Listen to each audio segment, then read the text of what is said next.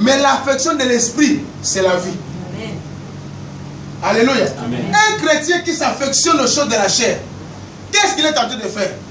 Il est en train, vous savez, bien aimé, toute chose de valeur sera contestée. J'ai dit toute chose de valeur sera contestée. Or, votre pensée, c'est ce que vous êtes, c'est la chose qui a la plus de valeur dans votre vie. Et cela sera contesté. Oh, le diable conteste. Il ne conteste pas votre corps, mais il conteste votre pensée.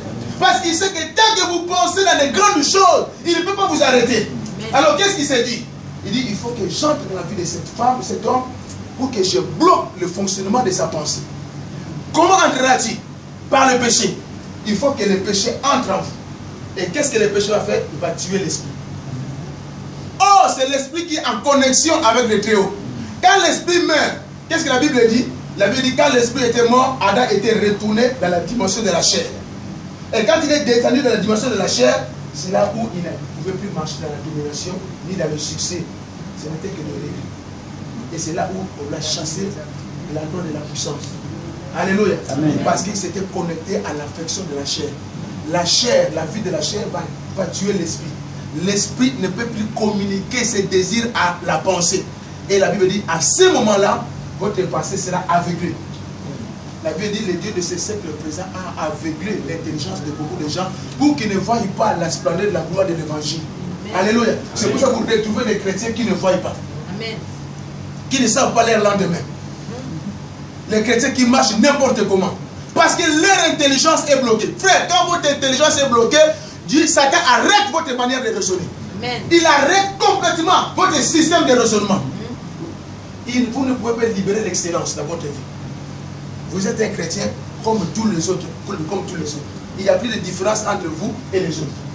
Alléluia. Amen. Or, la Bible dit, ceux qui sont en Christ, les choses anciennes sont passées.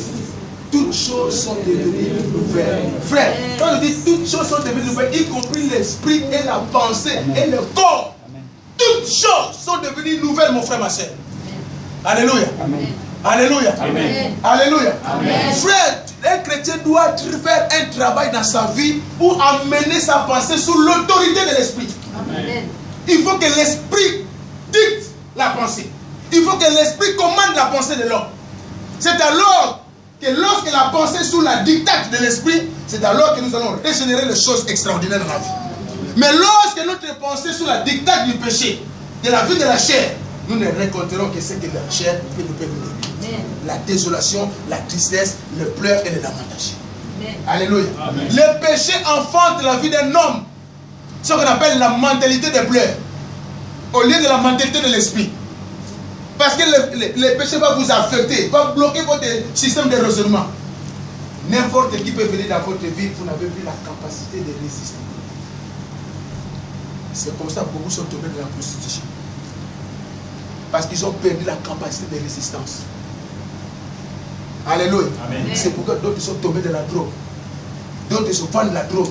Parce qu'ils ont perdu la capacité de résistance au niveau de leur raisonnement. Le diable a complètement vaincu leur raisonnement. Et quand le raisonnement a été vaincu, il vous entraîne n'importe où maintenant. Alléluia. Amen. Alléluia. Amen. Alors il faut une force supplémentaire. Ce qu'on appelle la force de la rédemption. Pour que cela vienne dans la vie d'un homme. Pour que l'homme reconnaisse, oh my God, j'étais dans la boue. J'étais dans la boue. Maintenant je commence à voir. Il regarde autour de lui. Il dit, c'est pas possible. Comme le fils prodigue. Le fils prodigue, il avait perdu la conscience, l'intelligence et la pensée. Mais quand il s'est remis en lui-même, il a commencé à voir. Il s'est dit, où je suis dans la fourberie. Je mange avec les pourceaux. Ce n'est pas possible. Il faut que je retourne dans la maison de mon père. Parce que la puissance de Dieu est en train d'agir dans sa vie. Commence à lui ouvrir l'esprit. Commence à lui ouvrir la pensée, les raisonnements. Alléluia. Amen. Alléluia. Amen. Il n'y a pas un changement, frère.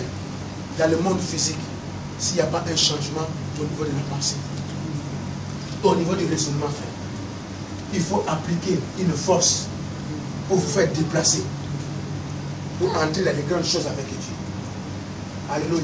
Amen. Frère, un chrétien, que l'esprit de Dieu puisse assujettir ton esprit et que c'est ton esprit qui va commander à ta pensée.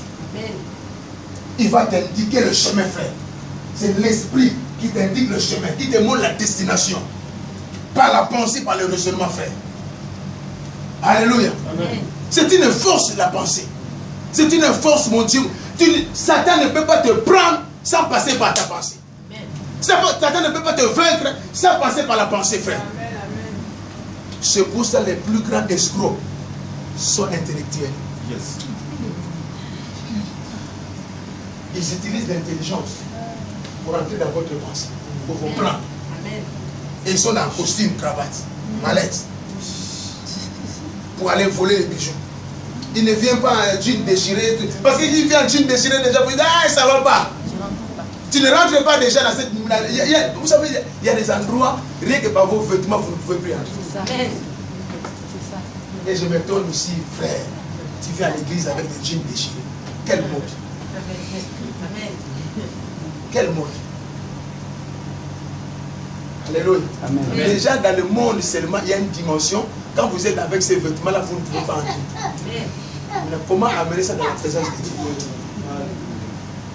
Comment amener ça dans la présence de Dieu? Alléluia. C'est pour ça que moi j'ai interdit quiconque passe ici. Mais venez même pas tenir des sports ici.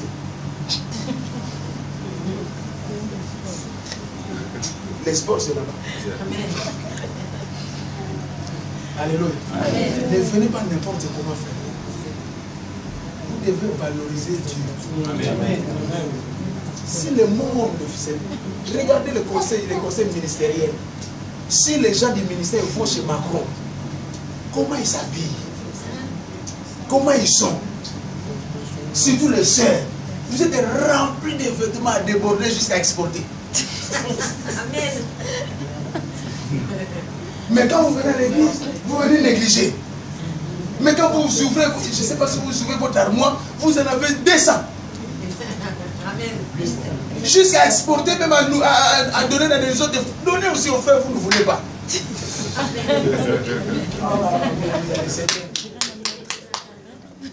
Alléluia. Alléluia. Alléluia. La sagesse a l'avantage du succès, mon frère. Applique la sagesse avant d'agir. Raisonne avant d'agir. Raisonne avant même de parler. Parce qu'il y a des paroles qui peuvent détruire la vie, qui peuvent décourager, frère. Alléluia. Alléluia.